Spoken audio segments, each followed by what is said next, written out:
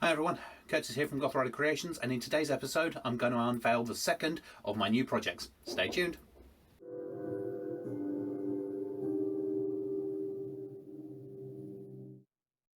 So, new project time. So, all of the GGBO or guitar people will be a bit happier because this is actually something stringed. I've never done one of these before, but I like to challenge myself. Now, this is I don't know if it's a commission, it's kind of payment due to my best mate Mike, Artillery Design. He's the gentleman that has done all the graphics for me for my channel. He's the best graphic designer I know. If it can be done on Photoshop, he's the man. Love his stuff.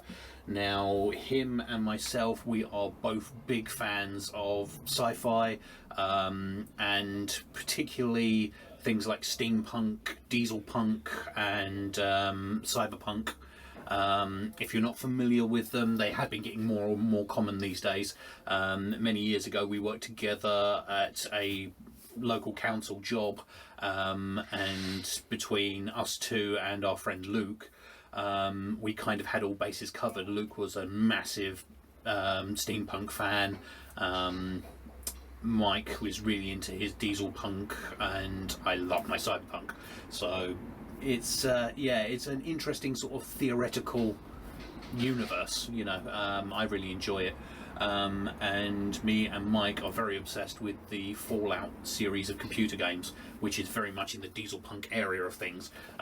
If you don't know what it is, it's basically a computer game series where people lived underground during a nuclear apocalypse, and then 100 years later the people, their families, come out and then start to roam the wastelands, to find there's still people and civilization out there, just very different.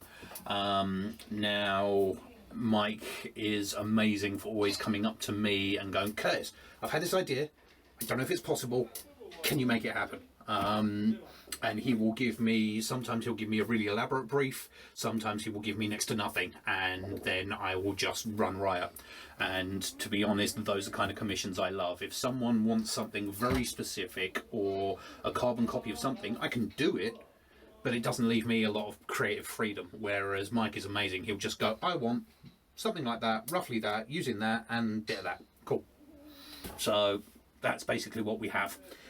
So what I'm going to do is I'm going to try and make a Fallout inspired junkyard banjo.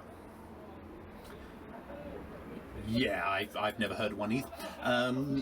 Now, I've done a bit of research online, and you've got canjos, you've got oil can guitars. There seems to be loads of different things people do, but the thing that I'm going to make, I've never actually seen documentation of ever one being made. YouTube, Google, I can't find it.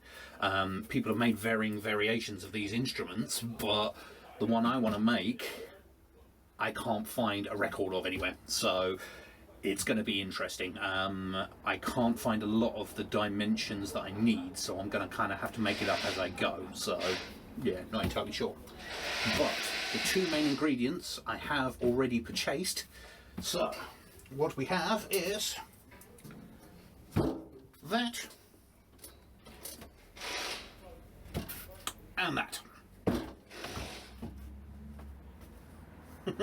So yes, what we have is a rather mangled old oil can that I managed to pick up on eBay. The absolute legend who sent this thing to me, one, didn't notice there were actually rust pinholes in it, so it's not watertight or liquid tight. And on top of that, he posted it out to me half full of oil. This was obviously just propped up in his garden somewhere and then flogged it to me. So it arrived in the post. If I find the photos, I will post it up here. the box was mangled to hell. It was soaked in oil.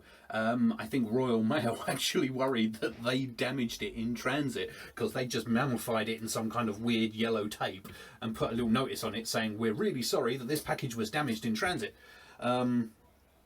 Now, the fact that they still posted it to me even in that state does worry me a little bit about their postal ethics. But anyway, so I stuck it in the garden for about 6 months and I let it slowly drain of all of the manky cack that was in it.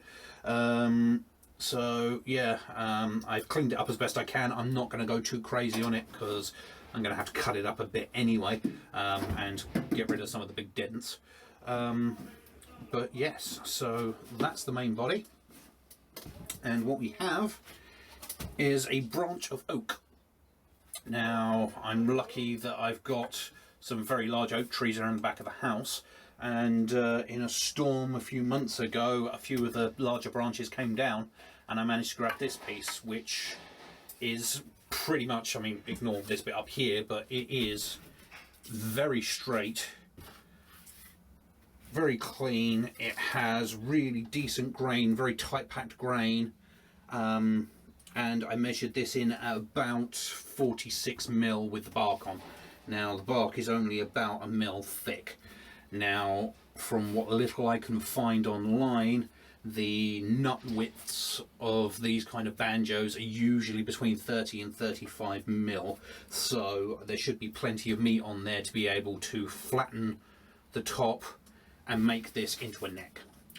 Now, I don't know whether it's possible to whittle a guitar neck, but we're going to find out.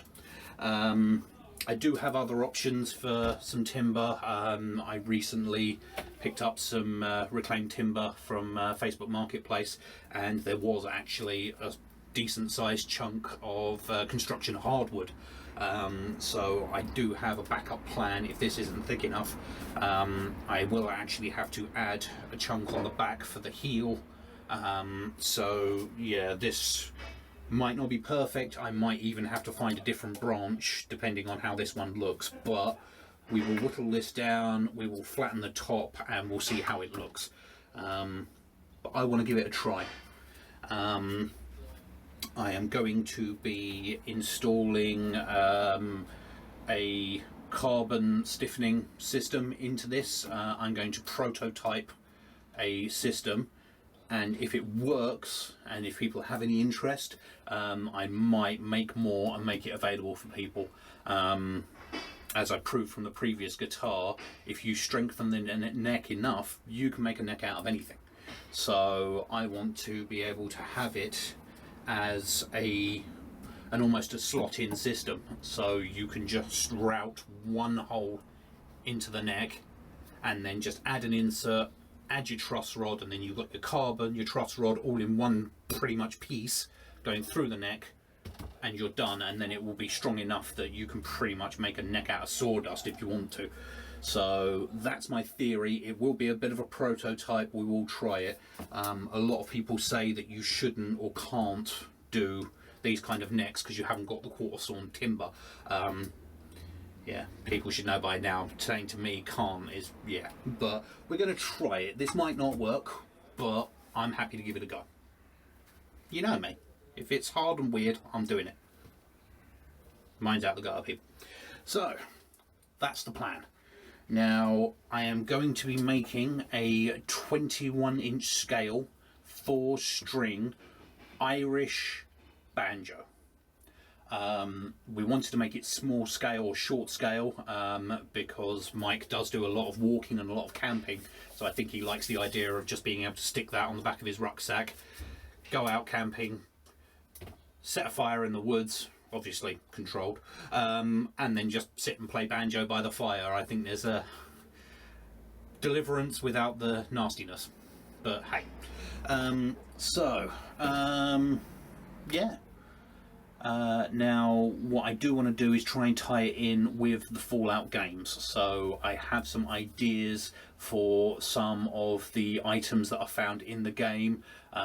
We do want to make this very post-apocalyptic, very junkyard, so there won't be many new or shiny parts on this. This is going to be very, very sort of down and dirty.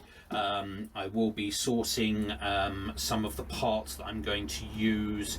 If I can't find old or weathered parts, I will use techniques from the prop side of things to weather and age some of the items.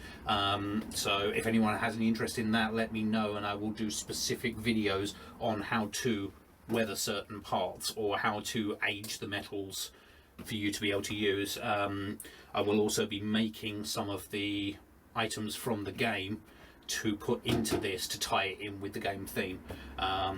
So yeah, but one of the main parts of the game is that you can take real world items and then combine them in the game to make weapons or tools or body armor or things like that. So for instance, you can take a wheel wrench or spanner, and you can take a lump of wood and a spring and a bolt and a couple of bits and pieces, and you can actually make a gun.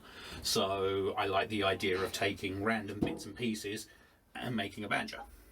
So yeah, so that's the plan. I don't know when I'm going to be starting on this. I'm probably going to try and get started on the bike, because I really would like to get that roadworthy sooner rather than later. But as I've said before, when the weather is not permitting, I will be in here starting on this. I will probably start with the oil can. I'm going to need to get this cut up, get the inside properly cleaned, sort out the dents, and then get working on inserts to actually make this work. I'm going to be using traditional banjo making techniques with rods running through rather than timber inserts. I think it will just help with the resonance. You see a lot of people making the canjos and whatever else, and they literally just put a big lump of wood all the way through the can, screw, obviously wood's on the inside, and then just screw down through here to connect everything together. But surely that means that you're not getting the resonance through the top. So with it being an acoustic instrument, yeah, I'm gonna try and do it the way it's supposed to be done to a point. But yeah, so another thing I'm going to do is I'm going to try a little bit more cinematic techniques with this. I'm going to see if I can do a few of the bits from the game, replicate some of the footage. So yeah, as and when it comes through, let us know what you think. I don't just want to be the person that just has the same old footage of me sitting in a shed building random bits and pieces. You know, I do want to try and evolve my filmmaking skills a bit. I'm no Spielberg, but it'd be nice to do something different. So yeah, I've waffled on enough. So this is the new project, the Fallout Junkyard Post-Apocalyptic Banjo. I think we'll probably have to come up with a better name than that. But anyway, so thank you very much for joining me. Please like, subscribe if you haven't already, and yeah, I'll see you soon to actually start some of this stuff. Take care.